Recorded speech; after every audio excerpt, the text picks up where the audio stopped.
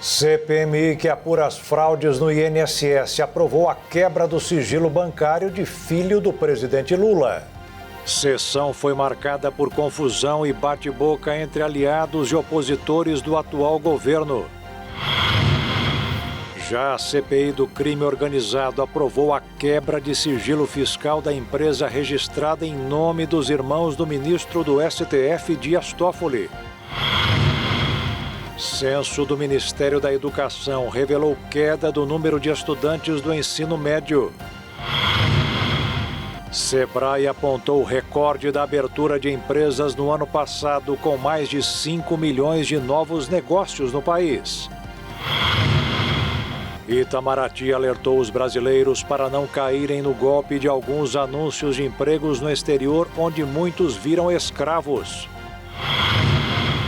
Moradores de Juiz de Fora, em Minas Gerais, voltaram a enfrentar um temporal que aumentou o número de mortes na cidade.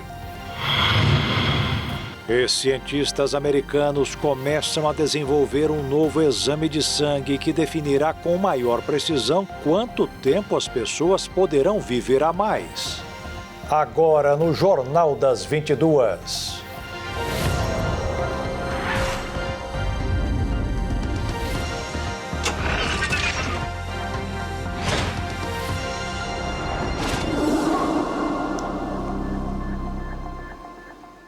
Olá, boa noite. A Comissão Parlamentar Mista de Inquérito que investiga fraudes no INSS autorizou hoje a quebra do sigilo do filho do presidente Lula e do Banco Master. Os integrantes do governo prometeram recorrer da decisão, tomada durante uma sessão que foi interrompida depois de uma grande confusão no plenário. A CPMI do INSS aprovou todos os requerimentos que estavam na pauta da comissão. Entre as medidas aprovadas estão quebras de sigilo fiscal e bancário e convocações de empresários, ex-parlamentares investigados pela Polícia Federal no caso dos descontos associativos indevidos em benefícios previdenciários. Um dos alvos é Fábio Luiz da Silva, conhecido como Lulinha, filho do presidente Lula. A comissão ainda aprovou a convocação da presidente do Palmeiras, Leila Pereira, e pedidos de informações sobre a financeira Zema Crédito, empresa que já pertenceu ao governador de Minas Gerais, Romeu Zema. A votação ocorreu de forma simbólica e marcou um embate entre governo e oposição. Governistas defendiam que os 87 requerimentos fossem analisados em bloco para, segundo eles, evitar uma investigação seletiva. Já a oposição queria a votação individual de cada item. Ao final, o presidente da CPI, senador Carlos Viana, declarou aprovados todos os pedidos. Votação simbólica dos requerimentos pautados em globo. Os parlamentares, os suplentes, não têm direito a voto. Os parlamentares que aprovam permaneçam como se encontram. Os que não aprovam, por gentileza, se manifestem. 6, 7. Não, tem suplente levantado aí. Só os titulares. 1, 2, 3, 4, 5, 6, 7. A pauta está aprovada. Após o resultado, houve tumulto no plenário. O som da transmissão foi cortado. Parlamentares iniciaram um empurra-empurra. Após alguns minutos de confusão, a transmissão da comissão foi interrompida e a sessão suspensa. Vídeos nas redes sociais mostram os momentos após a interrupção da transmissão.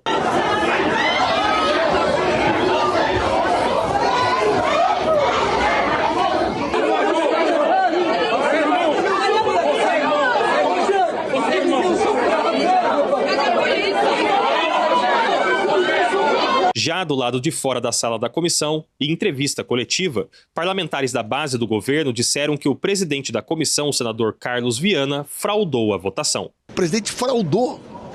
Ele leu dizendo que nós tínhamos 7, quando as imagens da TV Câmara, as fotos, o depoimento dos parlamentares, as assinaturas mostram o contrário. Portanto, nós vamos pedir a anulação da votação. Essa votação ela foi fraude. O resultado que o presidente anunciou, ele não é verdadeiro, é uma atitude desonesta. Nós vamos representar no Conselho de Ética do Senado e do Congresso Nacional contra o presidente da CPI por fraude. O governo veio à CPMI hoje com a decisão de bloquear toda a pauta e, por requerimento, pelo regimento, solicitar uma votação em bloco, mas foi pedida a verificação de quórum, ou seja, o painel passou a valer de acordo com o número de parlamentares que votaram, inclusive, a favor do requerimento. Para que a pauta fosse derrubada em bloco, era necessário que o governo apresentasse a maioria dos votos ou 15 parlamentares presentes, de acordo com o painel de 31. Apresentaram, e eu contei 2 vezes, 7 votos contrários. Portanto, a pauta de hoje está aprovada na integralidade. Claro que não. O senador Carlos Viana é um homem decente e comprometido com a Constituição da República. O que houve foi uma derrota fragorosa da estratégia do governo em não permitir a quebra de sigilo do Master, a quebra de sigilo de Lulinha. O governo jogou alto e perdeu. A blindagem era a missão de hoje e quiseram sacar mentira em relação a essa derrota.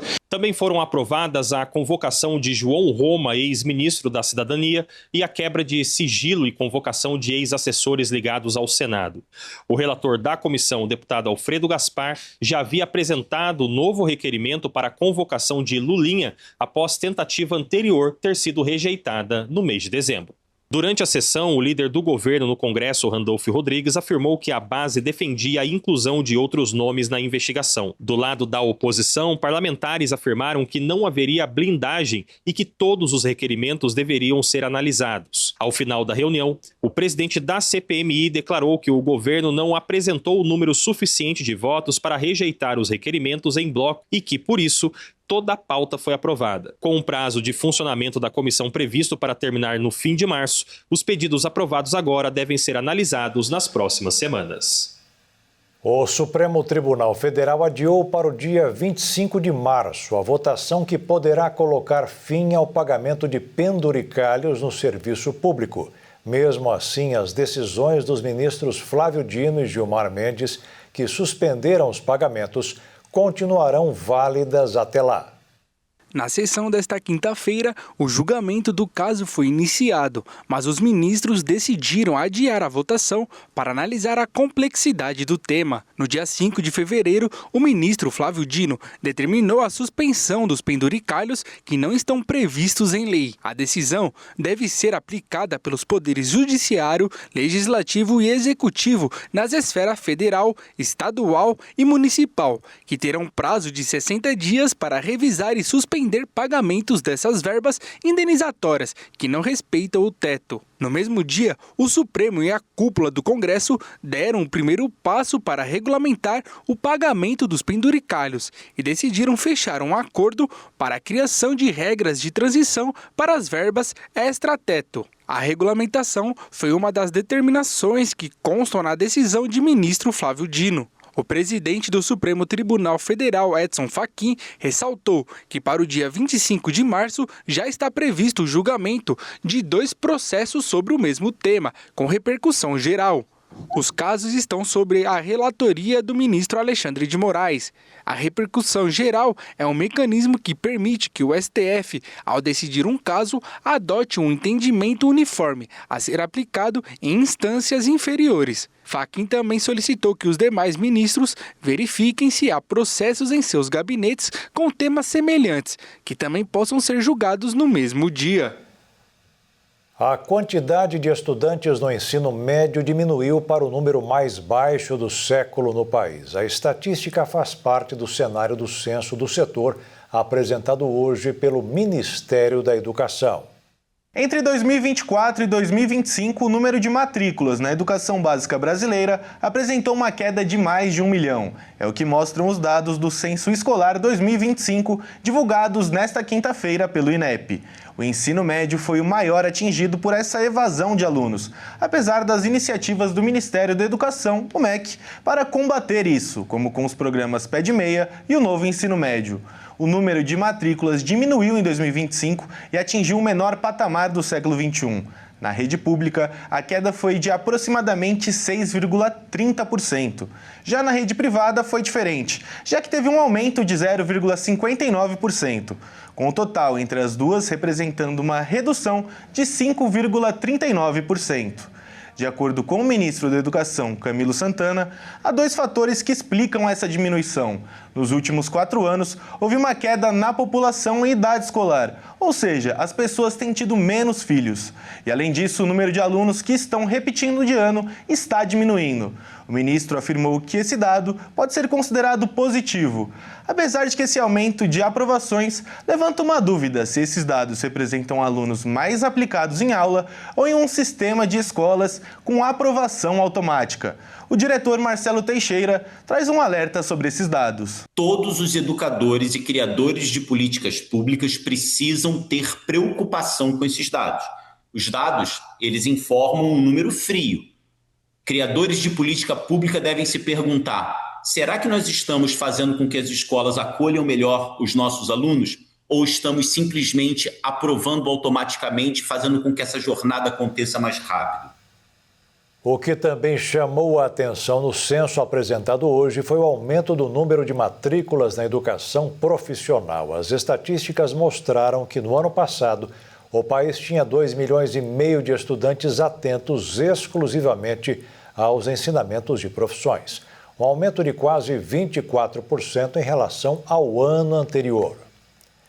E veja a seguir, o Itamaraty alertou os brasileiros para não caírem no golpe de alguns anúncios de empregos no exterior, onde muitos viram escravos.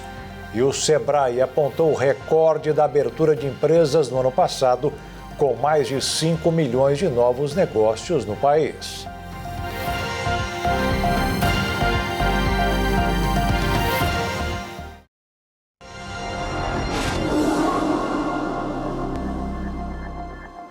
O empreendedorismo brasileiro alcançou um marco inédito no ano passado. O Sebrae informou que foram abertos mais de 5 milhões de novos negócios, a maioria de empresas pequenas, com destaque para o setor de alimentação. O Brasil atingiu em 2025 o maior número de aberturas de empresas já registrado na série histórica. Dados da Receita Federal, com base na emissão de novos CNPJs, indicam que 5,1 milhões de negócios foram formalizados ao longo do ano, alta de 18,6% em relação a 2024, segundo o levantamento do Sebrae. A maior parte desse avanço foi puxada pelos pequenos negócios. Mais de 4,9 milhões dos registros correspondem a microempreendedores individuais, microempresas e empresas de pequeno porte, grupo que responde por 96% das novas formalizações. Segundo especialistas, o resultado reforça o papel do empreendedorismo de menor porte como motor na economia, especialmente na geração de renda e empregos em nível local. O setor de serviços concentrou quase 64% das aberturas, liderando com ampla vantagem. Na sequência, aparecem comércio, indústria, construção e agropecuária. A expansão desses segmentos tem impacto direto na dinâmica econômica das cidades, ampliando a oferta de produtos e fortalecendo cadeias produtivas regionais. No estado do Rio de Janeiro, números do Sebrae Rio apontam que pouco mais de 425 mil pequenos negócios foram criados em 2025. Desse total, 10,2% estão ligados à área de alimentação, incluindo bares e restaurantes. A capital fluminense, além de Nova Iguaçu, São Gonçalo e Niterói, liderou o volume de novos registros no estado. A abertura de estabelecimentos, especialmente nos ramos de alimentação e serviços, também impulsiona o turismo e movimenta a economia regional. Especialistas avaliam que o ciclo positivo entre empreendedorismo e turismo contribui para diversificar a economia, gerar empregos e consolidar cidades como polos de desenvolvimento e visitação ao longo do ano. O Itamaraty fez um alerta sobre o número crescente de brasileiros vítimas do tráfico humano para fins de trabalho escravo. O Ministério das Relações Exteriores criou uma cartilha com orientações para prevenir novos casos onde pessoas são atraídas com propostas de salários altos. 2 paulistas foram resgatados de Mianmar após meses em cárcere privado, vítimas do tráfico humano. Eles haviam aceitado uma oferta de trabalho com salário alto e mudança de vida.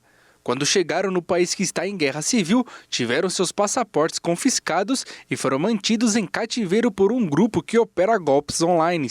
Depois de escaparem pela fronteira com a Tailândia, os brasileiros receberam assistência no consular do país asiático e o Itamaraty atuou no processo de repatriação. A situação deles não é nova e muito menos um caso isolado. Infelizmente, essa é a realidade de alguns jovens que nos últimos anos viraram iscas nas redes sociais com as falsas promessas de emprego em empresas de tecnologia e call centers em países do Sudeste Asiático como Camboja, Tailândia e Laos, além do próprio Myanmar. As ofertas direcionadas especificamente a brasileiros prometem salários altos, comissões por metas alcançadas e até mesmo passagens aéreas bancadas pelos próprios recrutadores. Atraído por tudo isso, quando os jovens chegam nos destinos, acabam vendo uma realidade completamente diferente da prometida. Uma vez que nesses países as vítimas são submetidas a jornadas exaustivas, ameaças, violências, além de trabalhos forçados que incluem fraudes online, esquemas de jogos, de azar, golpes com criptomoedas e relacionamentos amorosos fictícios para extorquir pessoas. Inclusive, essas vítimas também são coagidas a aliciarem outros brasileiros. Diante do crescimento das ocorrências, o Itamaraty, junto com as embaixadas brasileiras na região asiática, orientam que os brasileiros desconfiem de ofertas de trabalho que prometem remuneração elevada, contratação imediata ou intermediação informal. Para se ter noção de quão preocupante esta situação é, um balanço feito nos últimos 2 anos mostrou um crescimento de quase 60% no número de casos registrados. Para prevenir novos casos, o Ministério de Relações Exteriores, em parceria com o Ministério da Justiça e Segurança Pública, lançou uma cartilha com orientações sobre emprego no exterior e um folheto direcionados a brasileiros na região. A Justiça derrubou as liminares e restabeleceu as novas regras para Vale Alimentação e Vale Refeição. O decreto moderniza o programa, fixa teto de taxas e limita o prazo de pagamento a comerciantes. O presidente do Tribunal Regional Federal da Terceira Região, desembargador Carlos Muta, decidiu suspender liminares que tinham permitido a algumas empresas de benefícios não seguir um decreto do governo que mudou as regras para Vale Alimentação e Vale Refeição. Ele entendeu que as decisões poderiam comprometer a política pública e causar prejuízo à ordem administrativa e à economia pública. Para o magistrado, as decisões judiciais isoladas protegiam as maiores empresas do setor, como Ticket, VR, Pluxee, Vegas Card e Alelo, e criavam uma fragmentação de regras. Ele avaliou que, se essas empresas não fossem obrigadas a compartilhar suas redes e limitar suas taxas, o objetivo do decreto de estimular a concorrência e ampliar o poder de compra do trabalhador seria frustrado, causando grave lesão à economia pública e à organização administrativa. Na decisão, o desembargador afirmou que o programa é uma política pública voltada à segurança alimentar do trabalhador, financiada de forma indireta pelo Estado por meio de renúncia fiscal.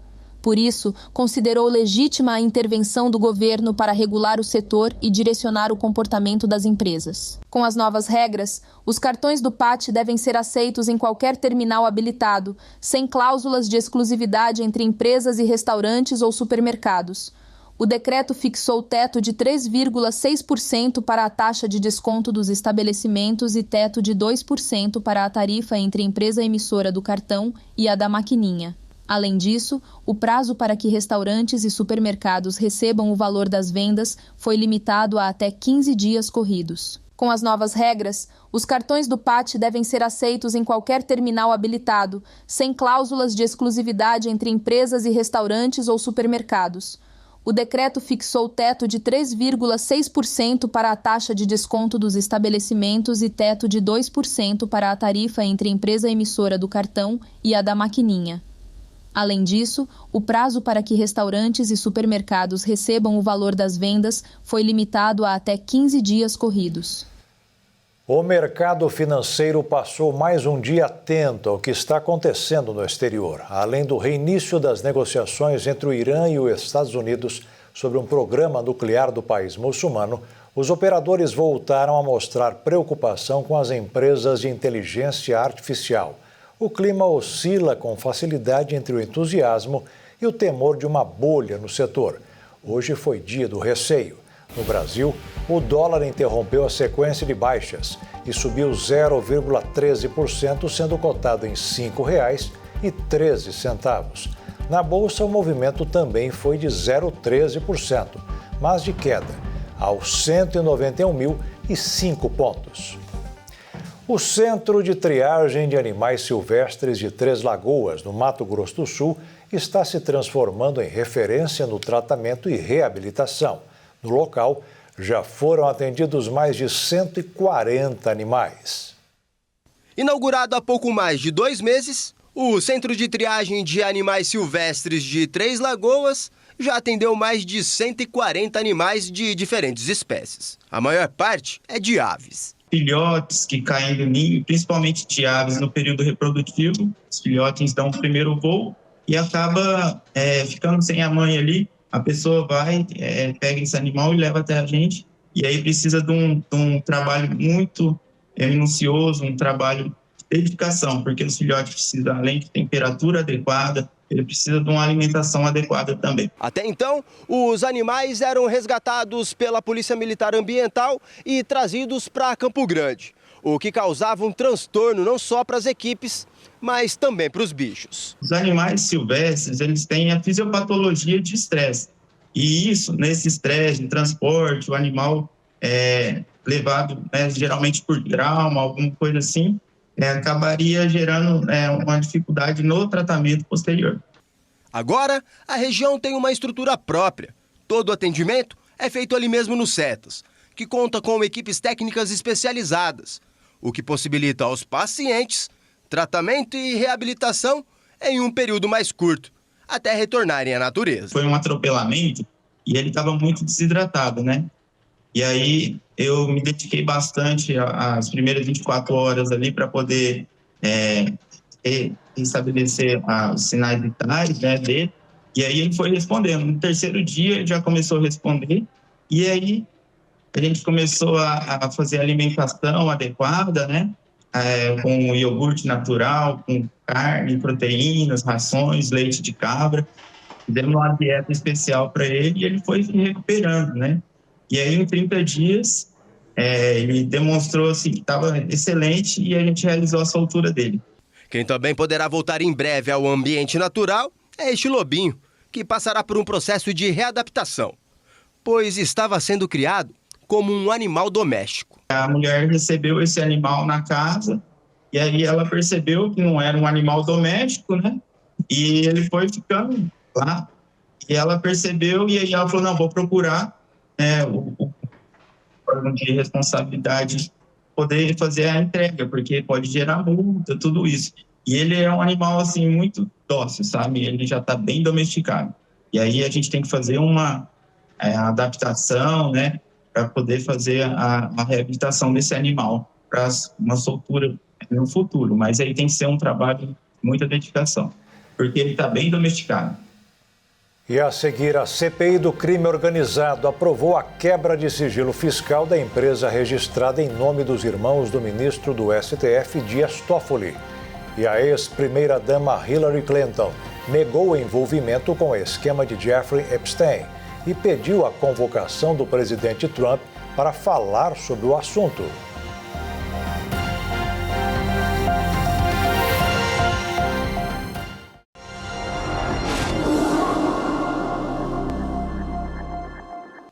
A CPI do crime organizado aprovou a quebra de sigilo fiscal da empresa registrada em nome dos irmãos do ministro Dias Toffoli.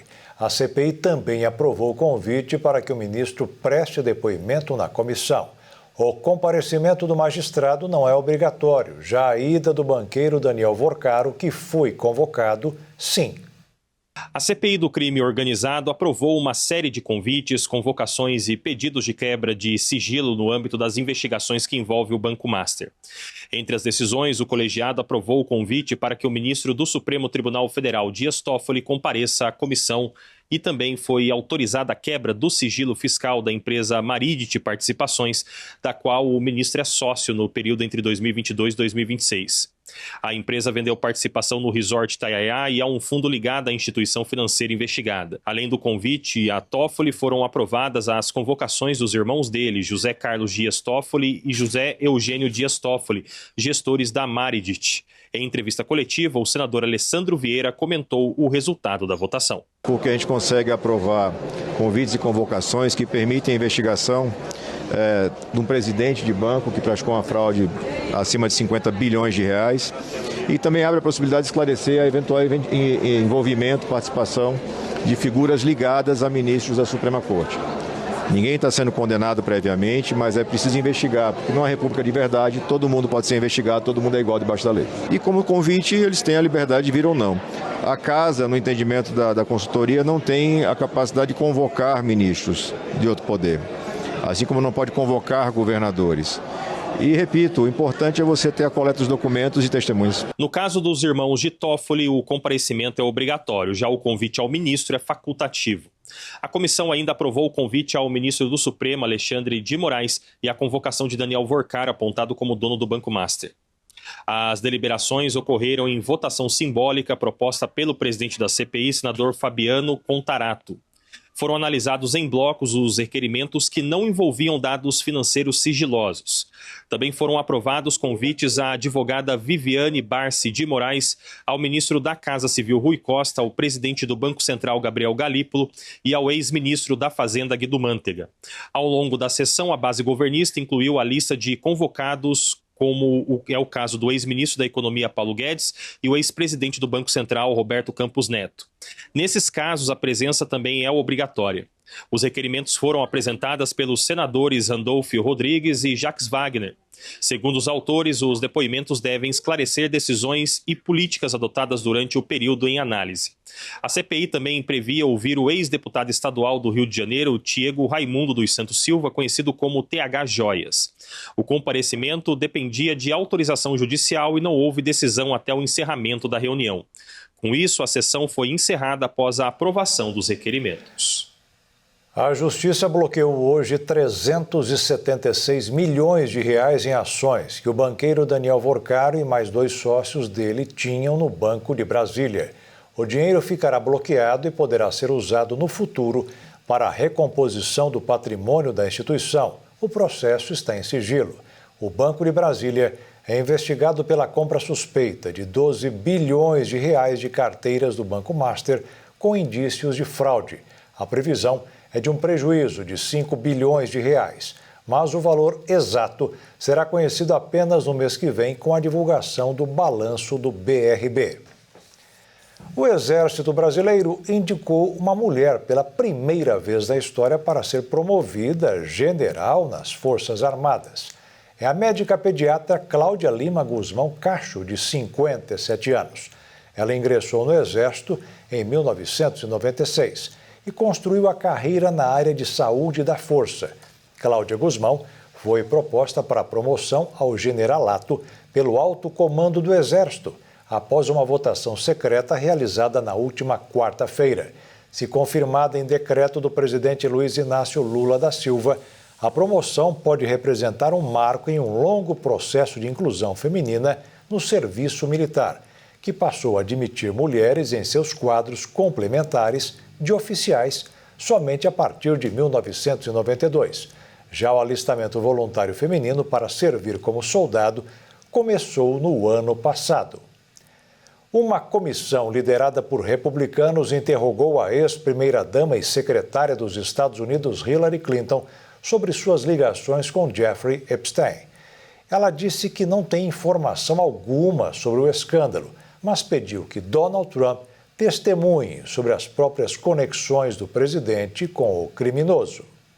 Hillary Clinton foi intimada a depor na Comissão de Supervisão e Reforma Governamental da Câmara, que tem maioria republicana, partido de Donald Trump. Ela afirmou ao comitê que não possui informações sobre os crimes de Jeffrey Epstein, Disse não se lembrar de tê-lo encontrado e negou ter visitado a ilha do empresário ou viajado em seu avião. Durante o depoimento, Hillary Clinton desafiou os parlamentares e declarou que se eles estivessem realmente interessados em esclarecer os crimes de tráfico cometidos por Epstein, deveriam questionar o próprio Trump sob juramento sobre as inúmeras vezes em que o nome do presidente aparece nos arquivos do caso. Em entrevista à BBC, Hillary afirmou que conheceu Ghislaine Maxwell, cúmplice e ex-companheira de Epstein, em conferências organizadas pela Fundação Clinton e que Maxwell também esteve presente no casamento da filha do casal em 2010. O ex-presidente Bill Clinton, marido de Hillary, que também será ouvido, aparece em diversas imagens ao lado de Epstein. Na mesma entrevista, ela declarou que Bill e o empresário viajaram juntos para eventos beneficentes. Os Clinton inicialmente rejeitaram as intimações para depor na investigação do comitê, mas concordaram em testemunhar depois que os republicanos ameaçaram acusá-los de desacato ao Congresso. Eles afirmam que a investigação estaria sendo usada como instrumento político para atacar adversários de Trump e não como um mecanismo legítimo de fiscalização. Hillary também criticou o presidente da Comissão de Supervisão da Câmara, o republicano James Comer, dizendo que ele sabe que ela não tem informações relevantes para contribuir com a investigação e ainda assim insistiu em seu depoimento. Os Clinton solicitaram que as oitivas fossem públicas, mas o comitê decidiu realizá-las a porta fechadas, medida que Bill classificou como semelhante a um tribunal de fachada. Os depoimentos ocorrem em Chappaqua, no estado de Nova York, onde o casal reside, e atraíram dezenas de jornalistas. O serviço secreto instalou barricadas de metal ao redor do centro cultural, onde as oitivas estão sendo realizadas. Em um determinado momento, Hillary interrompeu brevemente o depoimento após descobrir que uma integrante republicana teria vazado uma imagem do interior da sala, o que gerou reação imediata e protestos de seus advogados. A ONU registrou no ano passado quase 8 mil mortes ou desaparecimentos em rotas migratórias perigosas. De acordo com a organização, provavelmente o número real de vítimas pode ser muito maior. De acordo com a Organização Internacional para as Migrações, a OIM, as rotas marítimas continuam entre as mais letais do mundo, com pelo menos 2.000 mortes ou desaparecimentos no Mediterrâneo no ano passado e mais de 1.000 na rota atlântica para as Ilhas Canárias, na Espanha. Na Ásia, cerca de 3.000 mortes foram registradas, mais da metade delas de afegãos, e boa parte morreram ao atravessar o chifre da África, do Iêmen para os estados do Golfo. A tendência deve continuar em 2026, com mais de 600 mortes registradas no Mediterrâneo até fevereiro deste ano. A entidade sediada em Genebra está entre os grupos de ajuda humanitária afetados por grandes cortes de recursos dos Estados Unidos, o que a obrigou a reduzir ou encerrar programas de apoio a imigrantes. Segundo a OIM, as vias legais de migração estão cada vez mais restritas, empurrando mais pessoas para as mãos de contrabandistas, enquanto Europa e Estados Unidos intensificam a fiscalização. Em um comunicado, a organização afirmou que a contínua perda de vidas nas rotas migratórias representa uma falha global que não pode ser naturalizada. Também destacou que essas mortes não são inevitáveis e que quando rotas seguras se tornam inacessíveis, pessoas são forçadas a enfrentar jornadas perigosas, muitas vezes caindo nas mãos de contrabandistas e traficantes. Por fim, defendeu a ampliação de vias seguras e regulares de migração e reforçou a necessidade de garantir proteção às pessoas em situação de vulnerabilidade, independentemente de sua condição migratória. O Irã e os Estados Unidos encerraram mais uma negociação sobre o programa nuclear do país muçulmano. Mais uma vez não houve acordo. Os aliados do governo norte-americano viram este encontro como a última chance para a diplomacia, enquanto os americanos mobilizam uma frota de guerra no Oriente Médio. O presidente dos Estados Unidos, Donald Trump, busca um acordo que restringe o programa nuclear iraniano e vê uma oportunidade enquanto o país enfrenta dificuldades internas, com o aumento da dissidência após protestos registrados em todo o território no mês passado. O Irã, por sua vez, insiste em manter o enriquecimento de urânio, mesmo com seu programa fragilizado após Trump ter ordenado, em junho do ano passado, ataques contra 3 instalações nucleares da República Islâmica. O episódio foi inserido no contexto de uma guerra devastadora de 12 dias travada em 2025. Teherã afirmou que, em caso de um ataque americano, todas as bases militares dos Estados Unidos no Oriente Médio seriam consideradas alvos legítimos, colocando em risco dezenas de milhares de militares americanos. O país também ameaçou atacar Israel, o que levanta o temor de uma nova escalada capaz de desencadear um conflito regional. As negociações em Genebra marcaram a terceira rodada de conversas desde a guerra de junho. O chefe do Irã voltou a trocar mensagens com Steve Witkoff, bilionário do setor imobiliário e aliado próximo de Trump, que atua como enviado especial do presidente para o Oriente Médio. Ambos realizaram diversas rodadas de negociações no ano passado, interrompidas após Israel lançar sua ofensiva contra o Irã em junho. Assim como nas etapas anteriores, as conversas são mediadas por Omã, um país situado na extremidade oriental da Península Arábica e tradicional interlocutor entre o Irã e o Ocidente. E a seguir, cientistas americanos começaram a desenvolver um novo exame de sangue que definirá com maior precisão quanto tempo as pessoas poderão viver a mais. E moradores de Juiz de Fora, em Minas Gerais, voltaram a enfrentar um temporal que aumentou o número de mortes na cidade.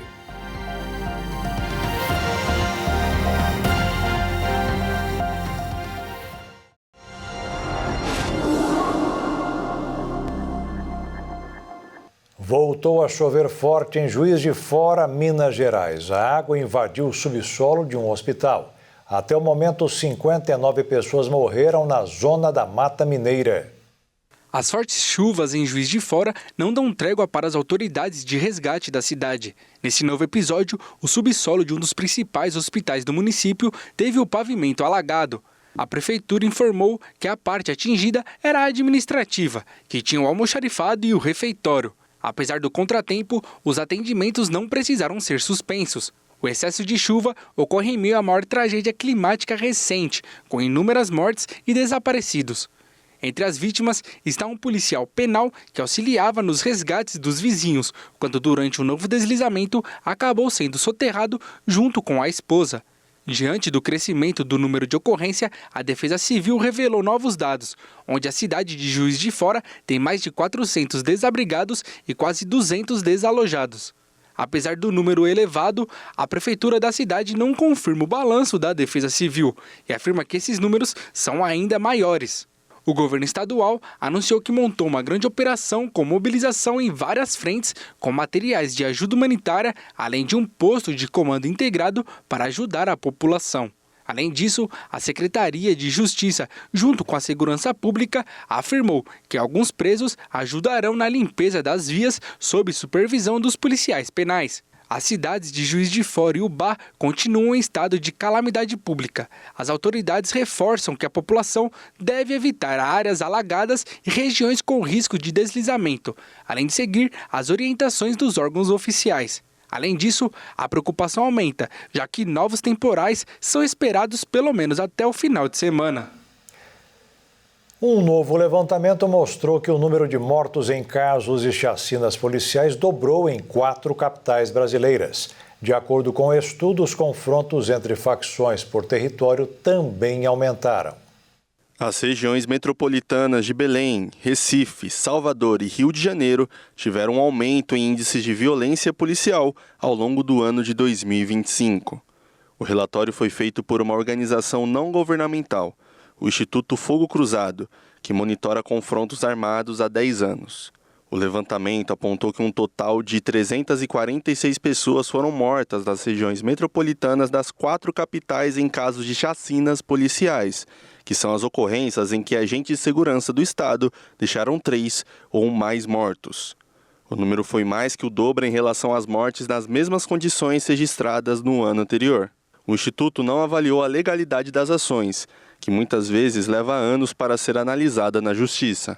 A maior parte do aumento na letalidade policial ocorreu por causa das mortes na operação contra o Comando Vermelho nos complexos da Penha e do Alemão, na região norte do Rio de Janeiro.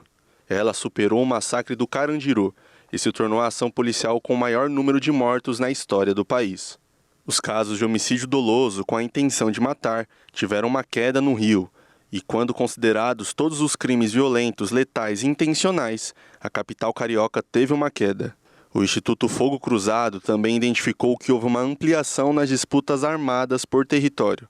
Esses confrontos incluem facções criminosas disputando áreas entre si e com milícias.